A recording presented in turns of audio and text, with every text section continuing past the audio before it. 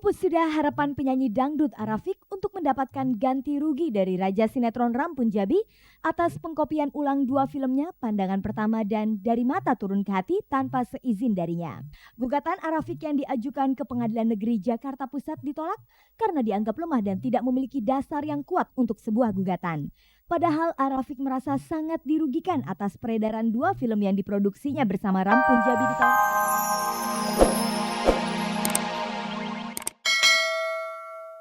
Halo pemirsa, jumpa lagi dengan saya Fani Rahmasari dalam tayangan paling bergengsi, Cek dan Dicek. Inilah tayangan infotainment yang akan membuka cakrawala Anda tentang kehidupan selebriti di tanah air. Sejumlah informasi terbaru dan terhangat dari dunia selebriti telah disiapkan oleh tim Cek dan Dicek. Dan sekarang langsung saja kita simak kilasan tayangannya.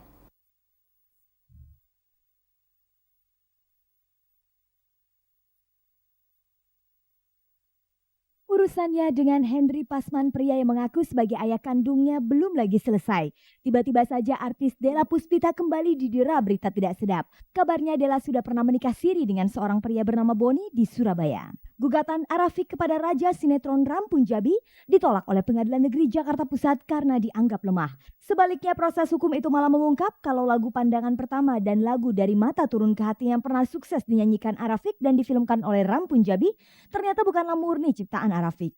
Lagu itu merupakan saduran dari lagu India. Simak pula berita-berita singkat para selebriti dalam sajian hangat dan menarik. Ikuti juga perkembangan terbaru berita tentang kondisi rumah tangga Desi Ratnasari dan suaminya Sami Hamzah dalam liputan aktual.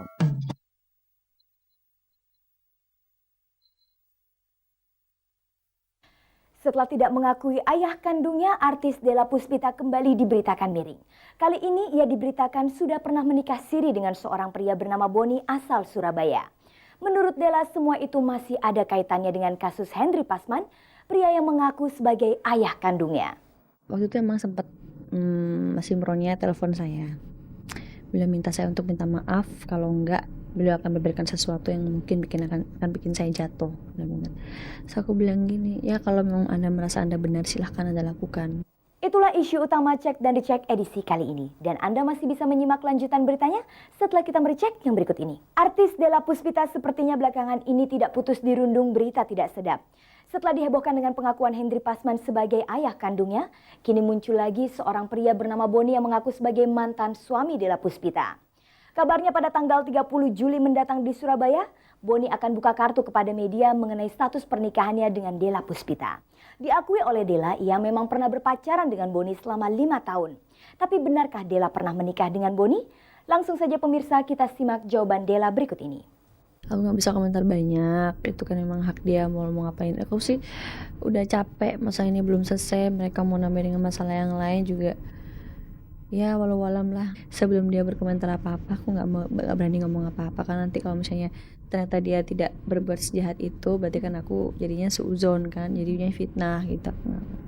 Jawaban Della memang belum menegaskan apakah dirinya pernah menikah atau belum. Meski begitu, Della mengakui pernah menjalin cinta dengan pria bernama Boni 5 tahun yang lalu di Surabaya. Namun cinta mereka kandas hingga akhirnya Della hijrah ke Jakarta dan mulai meniti karir sebagai model dan pemain sinetron. Kita putusnya hampir 2 tahun.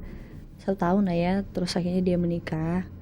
Ya biasalah, semakin lama kita berhubungan semakin tahu ternyata ada gak kecocokan di antara kita gitu. Dan mungkin ya gitulah.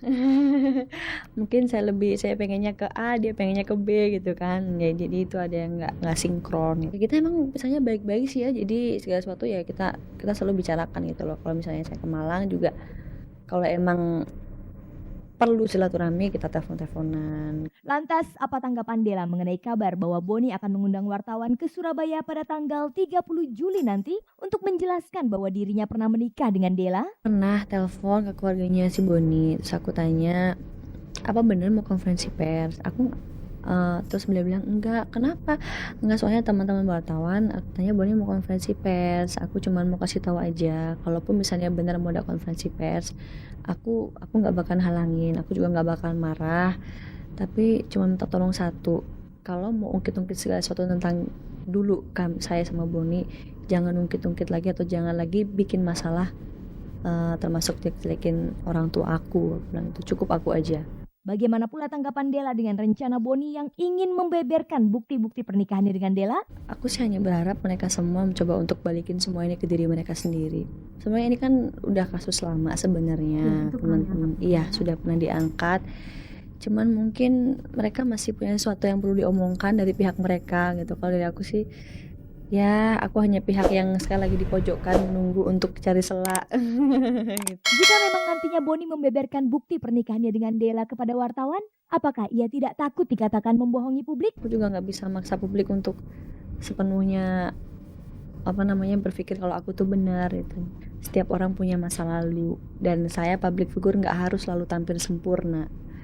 Ya aku sih manusia normal, banyak kekurangan dan mungkin sampai sekarang belum ada kebaikan gitu. Apakah Della sudah mempersiapkan seorang pengacara untuk menghadapi 2 kasus yang kini sedang dihadapinya itu? Maunya sih nggak pengen masalah yang rumit jadi rumit, pengennya ya adem ayem aja. Siapa sih nggak pingin alias peace.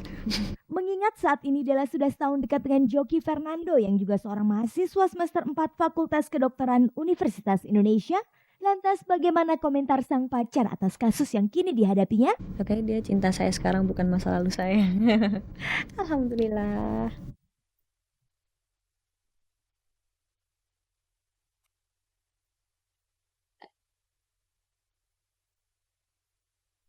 Hari Rabu lalu, Arafiq terpaksa menelan pil pahit ketika gugatan hukumnya terhadap Raja Sinetron Rampun Jabi ditolak oleh Pengadilan Negeri Jakarta Pusat. Arafiq merasa dirugikan karena lagu dan filmnya yang berjudul Pandangan Pertama yang diproduksi pada tahun 1980-an itu telah diperbanyak dan dijual kembali dalam bentuk VCD oleh Rampun Jabi.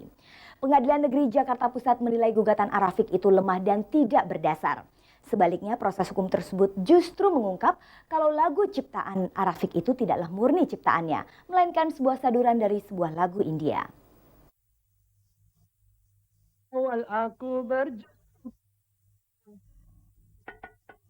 Pupus sudah harapan penyanyi dangdut Arafiq untuk mendapatkan ganti rugi dari Raja Sinetron Rampun Jabi atas pengkopian ulang 2 filmnya Pandangan Pertama dan Dari Mata Turun ke Hati tanpa seizin darinya. Gugatan Arafiq yang diajukan ke Pengadilan Negeri Jakarta Pusat ditolak karena dianggap lemah dan tidak memiliki dasar yang kuat untuk sebuah gugatan.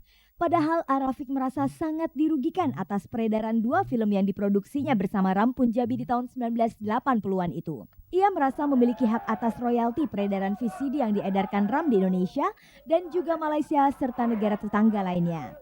Sebaliknya, proses hukum yang diajukan Arafiq itu malah mengungkap tentang keaslian karya cipta 2 buah lagu yang dipermasalahkan tersebut.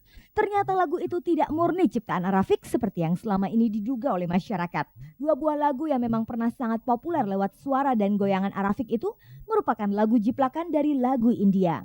Lagu Dari Mata Turun ke Hati merupakan jiplakan dari lagu India berjudul Ruk Rao Janewali yang merupakan soundtrack film Mukesh tahun 1952. Sedangkan lagu Pandangan Pertama merupakan jiplakan dari lagu film Nakli yang dinyanyikan Moh Rafi tahun 1962. Itu syairnya saya, lagunya luar, tapi syair saya. Jadi itu lagu bisa jadi judul Pandangan Pertama, siapa yang bikin? Saya. Banyak lagu dangdut yang dari India. Cuman ada digabung ciptaan orang lain, ada yang syairnya doang. Paham? Adakah masalah ketidakaslian hak cipta 2 buah lagu itu yang membuat pengadilan menolak gugatan Arafiq? Itu satu bukti tambahan yang secara jelas dapat menunjukkan bahwa apakah benar Arafiq sebagai seorang pencipta dari lagu Pandangan Pertama dan Dari Mata Turun ke Hati. Toh nyatanya lagu Pandangan Pertama itu telah diproduksi di India pada tahun 1962. Itu judulnya Pyar Ka Sas Bihai. Dan itu kita jadikan bukti di persidangan. Tapi yang jelas kapasitas itu bukan datang dari kita. Kita tidak akan melakukan gugatan sehubungan dengan itu karena tidak mungkin, kita tidak berkapasitas untuk mengajukan gugatan sehubungan dengan hal tersebut. Untuk saya ajas hukum, siapa yang mendalilkan, dia harus membuktikan. Kalau dia nggak bisa membuktikan, ya nggak bisa gugatannya nggak dikabulkan. Makanya dia harus membuktikan bahwa dalam karya film itu harus dibuktikan ya bahwa dia adalah pencipta. Jika bukan itu masalahnya, lalu hal apa yang dianggap oleh pengadilan bahwa gugatan Arafiq tidak kuat sebagai sebuah kasus hukum? Nah, ini perkara perdata. Ya kalau perkara perdata itu urusannya kan dalam tanda kutip ya kepentingan itu material. Nah karena tidak bisa membuktikan ya dia tidak bisa dapat apa-apa kecuali kalau dia bisa membuktikan bahwa dia penciptanya, dia punya hak untuk menuntut baik material maupun imaterial. Jadi jelas dalam putusan juga dalam pertimbangan hukumnya Arafiq itu tidak memiliki kapasitas untuk melakukan gugatan terhadap klien kami Dan hak cipta atas karya cipta film dimiliki oleh produser, termasuk di dalamnya hak untuk melakukan perbanyakan. Arafiq hanya sebagai pemain atau aktor dalam film tersebut. Nah, hak dia sebagai seorang aktor dan sebagai pemain film di dalam film tersebut, baik Pandangan Pertama, Udara Menurunkan Hati, itu sudah dibayar oleh klien kita. Jadi dia sudah menerima haknya.